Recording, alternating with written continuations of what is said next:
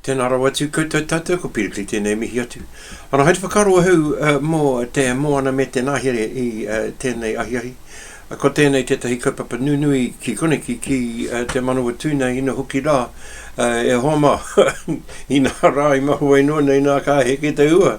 I tēnei rā e homa kai te piki te makariri. Nā reira. Kai te raku au I tōku anō nei nā mahuno e homa. E tikana māku e nuku ki a tāhiti ki a rarotana ki tētahi wāhi whenau. Haere whakaroa hau mō Amerika ina hoki rā ki reira kai te piki I te taihau āhuru o Amerika e hoa mā kai te piki te mahana e hoa mā he awa no tēnei nei nā I te whakamahana tana o te ao.